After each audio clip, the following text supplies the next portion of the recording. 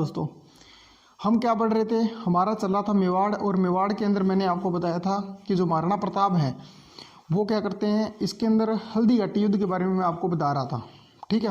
हल्दी घाटी युद्ध लगभग हमने पढ़ लिया था, लेकिन उसकी जो पिछली जो पढ़ा था हमने उसके बारे में बताता हूँ कि जो हमने पढ़ा था हल्दी घाटी युद्ध के अंदर, वो मैंने बताया था कि हल्दी घाटी युद्ध जो लड़ा गया था वो कब लड़ा गया था। मैंने बताया था आपको भी 2 डेटें आती है, 18 या 21 जून, दोनों ही सही होती है, जून, ठीक है। 1576 को ये युद्ध लड़ा गया था, ठीक है। दोनों डेटें आती है, दोनों डेटें मान्य है, वैसे दोनों इकट्ठी नहीं आएगी, अलग अलग आएगी, ठीक है। तो इन दोनों डेटों में से ये युद्ध है वो लड़ा गया था, कौन सा, हल्दी घाटी युद्ध लड़ा गया था। अब देखो, इसके अंदर हमने पढ़ा था कि हल्दी घाटी युद्ध का जो युद्ध हुआ था उसका हरावल सेना है, जो महाराणा प्रताप की हरावल सेना है, इसका नेतृत्व किया था हाकिम खान सूर ने किया था।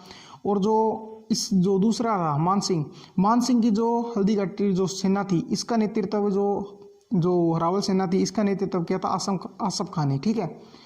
तो इनके बीच में ये युद्ध है वो शुरू होता है। और जो पहला पड़ाव होता है इसके अंदर महाराणा प्रताप की जो सेना है वो क्या रहती है, महाराणा प्रताप की सेना है वो हावी रहती है। ये खुद कौन लिखता है, एक इतिहासकार आया था बेदाइनी, वो क्या लिखता है भी महाराणा प्रताप की जो सेना है वो क्या रहती है, पहले पड़ाव के अंदर हावी रहती है। और इसके कारण जो महाराणा प्रताप जो शाही सेना है वो कहते हैं अभी 5 से लेकर 10 किलोमीटर के एरिया के अंदर फैल गई थी। और इसके बाद में मेहत्तर खां ने क्या किया था, हाथी पर चढ़कर जोर जोर से आवाज़ लगानी शुरू कर दी थी कि बादशाह सलामत आ गए, बादशाह सलामत आ गए, ठीक है। तो इस तरीके से वो जो सेना है वो बादशाहबाद एक जो वहाँ पर मैदान था उसके अंदर सेना इकट्ठी हो जाती है और दोबारा से युद्ध लड़ना शुरू हो जाती है, ठीक है। इस तरीके से बातें हमने पढ़ी थी।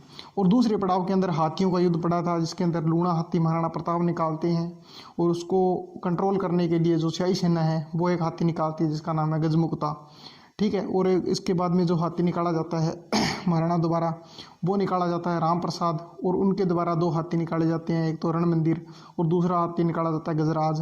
वो दोनों मतलब उस जो राम प्रसाद आती है उसको कंट्रोल कर लेती हैं, ठीक है। उसके बाद में जो राम प्रसाद आती है वो शाही सेना के अंदर शामिल कर लिया जाता है।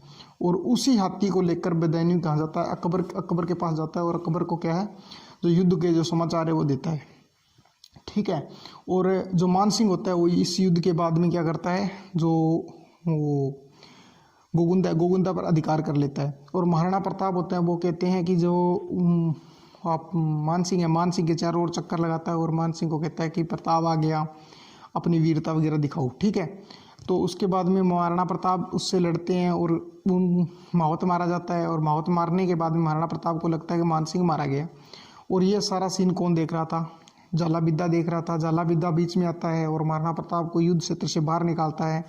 और महाराणा प्रताप युद्ध क्षेत्र से बाहर निकले एक दर्रा को पार करते हैं जहाँ पर चेतक की मृत्यु हो जाती है बलीचा गांव के अंदर। वहाँ पर ही चेतक की क्या बनी हुई है, समाधि बनी हुई है, ठीक है। ये बातें हमने पढ़ी थी।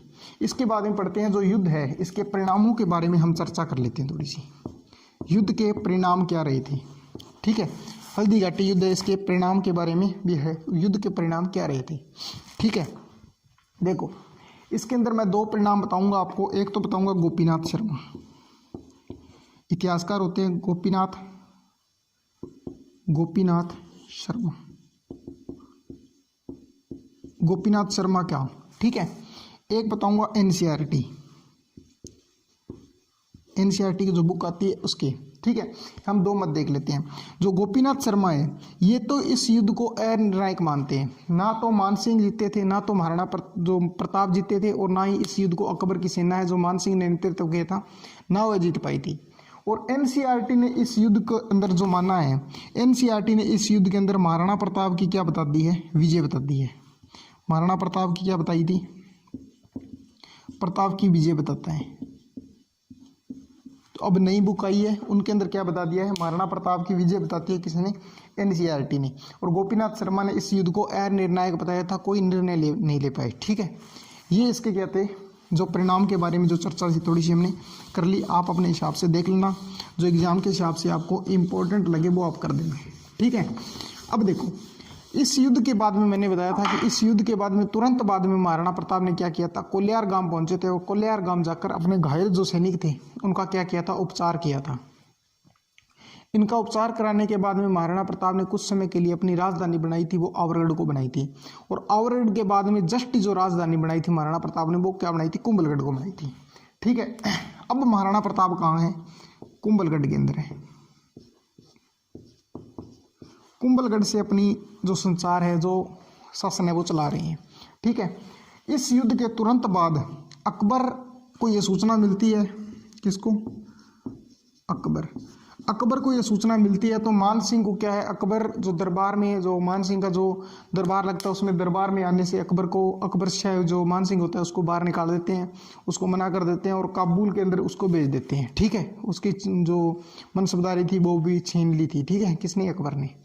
अब इसके बारे में पढ़ते हैं। अकबर इसके बाद में स्वयं एक अभियान लेके आता है मेवाड़ के अंदर। कहा आता है, अकबर स्वयं आता है मेवाड़ के अंदर, अभियान लेके आता है। और इस अभियान के अंदर अकबर ने क्या किया था, उदयपुर, डूंगरपुर,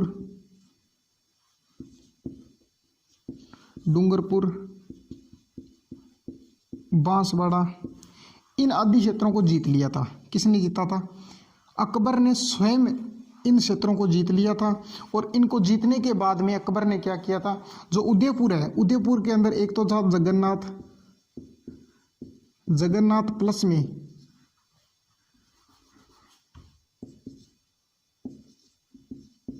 फखरुद्दीन, इन दोनों को उदयपुर में छोड़ दिया था। उदयपुर में छोड़कर और आप वापस चला गया था।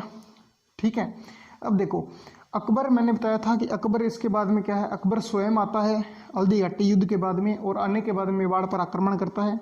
और इस आक्रमण के अंदर ये क्या करता है, उदयपुर होता है, डूंगरपुर और बांसवाड़ा, इन तीनों क्षेत्रों को जीत लेता है। और जीतने के बाद में जगन्नाथ कछवा और जो फखरुद्दीन को यहाँ पर छोड़कर चला जाता है वापिस। ठीक है, कुछ समय के बाद में ये भी यहाँ से वापिस चले जाते हैं। और फिर एक अभियान फिर भेजता है, कौन, अकबर एक अभियान फिर भेजा था। कौन सा अभियान भेजा था इसके बाद में अकबर ने भेजा था, इसके बाद में अकबर का एक अभियान और आएगा। देखो उसको पढ़ रहे हैं, अकबर का एक अभियान इसके बाद में और आएगा।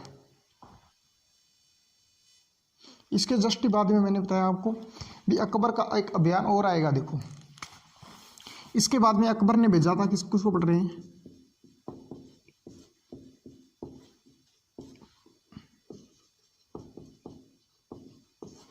महाराणा प्रताप। देखो इसके बाद में अकबर ने जो अभियान भेजा था, वो भेजा था शहबाज खां को। शहबाज खां कब आया था, 1577 के अंदर। 1577 के अंदर अभियान लेकर आता है कौन, शहबाज खां। शहबाज खां 1577 के अंदर अभियान लेकर आया था मेवाड़। ठीक है, और इस शहबाज खां को सूचना मिलती है कि जो महाराणा प्रताप है वो कहाँ है, कुंभलगढ़ के अंदर है। क्योंकि मैंने बताया था कि इन्होंने राजधानी क्या बना रखी थी, कुंभलगढ़ बना रखी थी। शहबाज खां को इस बात की सूचना लगती है। शहबाज खां यहाँ से अपनी सेना लेके जाता है कुंभलगढ़। और जब ये कुंभलगढ़ पहुँचता है, इससे पहले जो महाराणा प्रताप होते हैं वो यहाँ से अपना एक इनका सेनापति होता है जिसका नाम होता है बाण। क्या नाम होता है, बाण। इस अपने सेनापति बाण होता है सोनगरा क्या थे, चौहान थे। इस सोनगरा चौहान जो बाण है, इसको यहाँ पर छोड़ देता है अपने सेनापति के रूप में। और जो महाराणा प्रताप है वो यहाँ से निकल जाते हैं, कहाँ चले जाते हैं, गोगुंदा। महाराणा प्रताप कहाँ चले जाते हैं, गोगुंदा चले जाते हैं। और जो ये है बाण, इसको सौंप देते हैं, कौन सा, कुंभलगढ़ दुर्ग है वो सौंप देते हैं। अब यहाँ पर कौन आता है, शहबाज खां आता है। और शहबाज खां इस पर आक्रमण करता है कुंभलगढ़ पर, और इस बाण को क्या करता है, वीरगति को प्राप्त हो जाता है। और कुंभलगढ़ के दुर्ग के ऊपर मात्र एक बारी विजय हुआ है। इतिहास प्रसिद्ध ये दुर्ग है, वो इतिहास के अंदर एक बार जीता गया है। इतिहास के अंदर मात्र एक बार जीता गया है, जो किसने जीता था, शहबाज खां ने जीता था। ठीक है, इसके बाद में शहबाज खां को कुंभलगढ़ पहुंचते हैं। कुंभलगढ़ पहुंचने के बाद में शहबाज खां को पता चलता है कि जो महाराणा प्रताप है वो यहाँ से कहाँ चले गए, यहाँ से गोगुंदा चले गए। तो शहबाज खां इनके पीछे पीछे कहाँ आता है, गोगुंदा आता है। लेकिन महाराणा प्रताप यहाँ से निकल जाते हैं,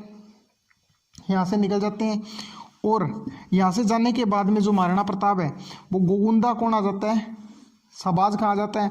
और महाराणा प्रताप यहाँ से निकल जाए। यहाँ ना मिलने के बाद में शहबाज खां कुछ समय के बाद रुकता है और यहाँ से चला जाता है उदयपुर। कहाँ चला जाता है, उदयपुर। और उदयपुर जाने के बाद में सबाज खां क्या हो जाता है, परेशान हो जाता है,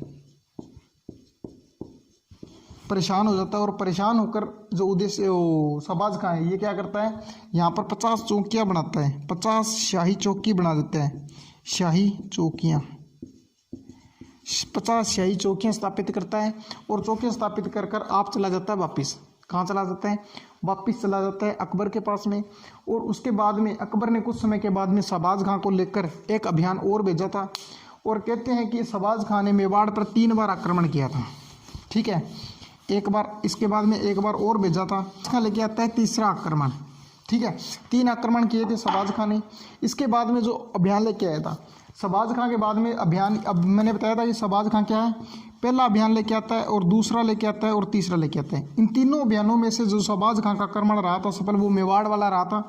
मेवाड़ के अंदर इसने अभियान कब किया था, कुंभलगढ़ वाला किया था। कुंभलगढ़ के अंदर जो इसने विजय हासिल की थी वो इसको सफलता मिली थी, उसके बाद में इसको कोई सफलता है वो नहीं मिली थी।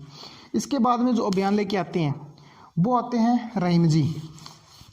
कौन आता है, रहीम जी, रहीमन धागा प्रेम का वो लिखा हुआ है ना, वही रहीम जी है, ठीक है। कब आते हैं, 1580 के अंदर आते हैं अभियान लेकर रहीम जी। और रहीम जी की एक ही घटना है, जब रहीम जी अभियान लेकर आते हैं उस समय महाराणा प्रताप के पुत्र होते हैं अमर सिंह।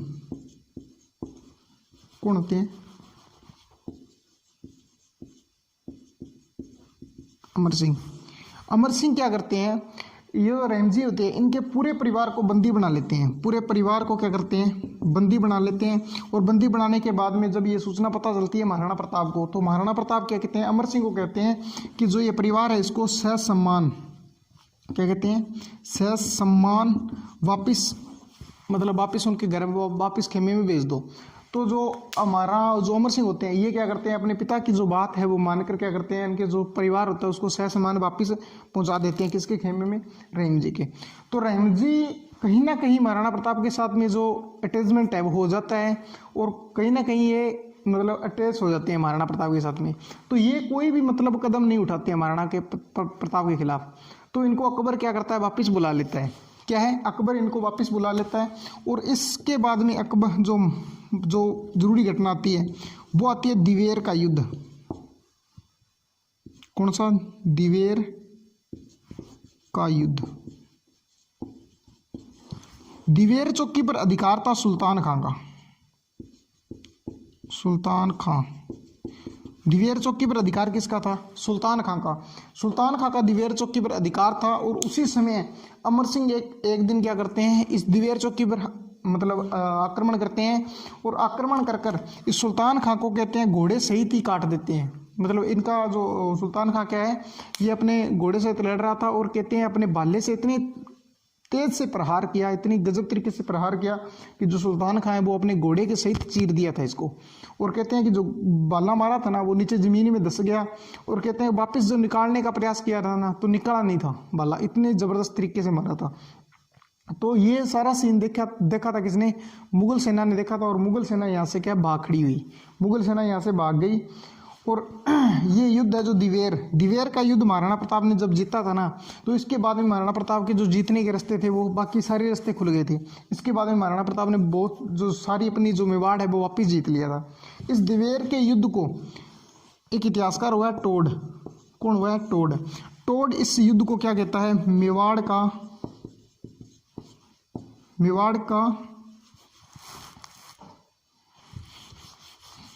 मैराथन।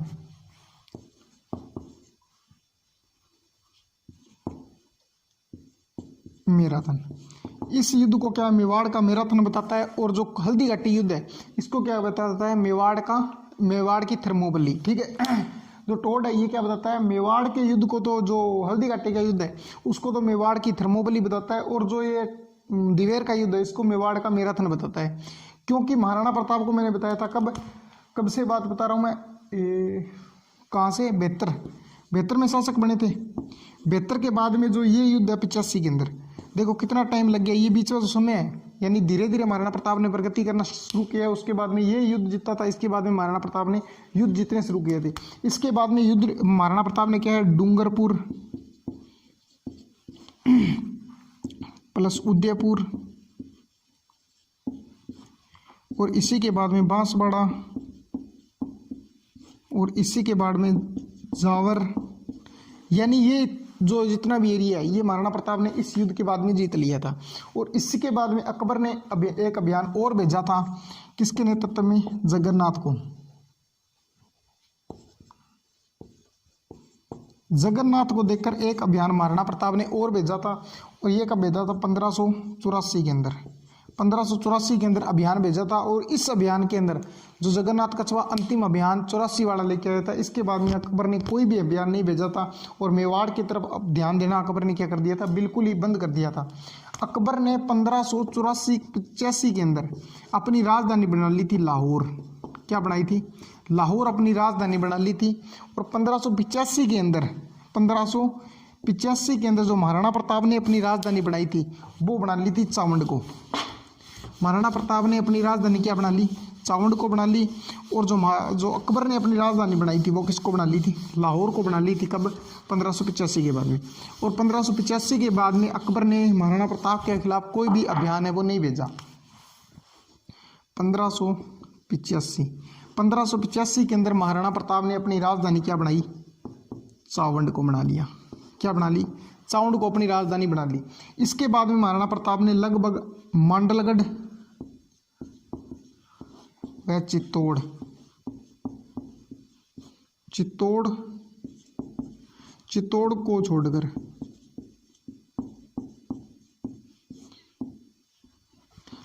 को छोड़कर अपना बाकी सारा जितना भी मेवाड़ था वो सारा मेवाड़, पूरा मेवाड़ जीत लिया था। पूरा मेवाड़ महाराणा प्रताप ने वापस जीत लिया था। ठीक है। अब महाराणा प्रताप के अंतिम दिनों के अंदर कहते हैं महाराणा प्रताप क्या है, एक धनुष पर क्या चढ़ा रहे थे? प्रतंचा चढ़ा रहे थे। और उसी समय महाराणा प्रताप को क्या चोट लग गई। और चोट लगने के कारण वो जो घाव था उसके बारे में महाराणा प्रताप ने किसी को नहीं बताया। और कहते हैं वो धीरे धीरे वो घाव महाराणा प्रताप का क्या बन गया?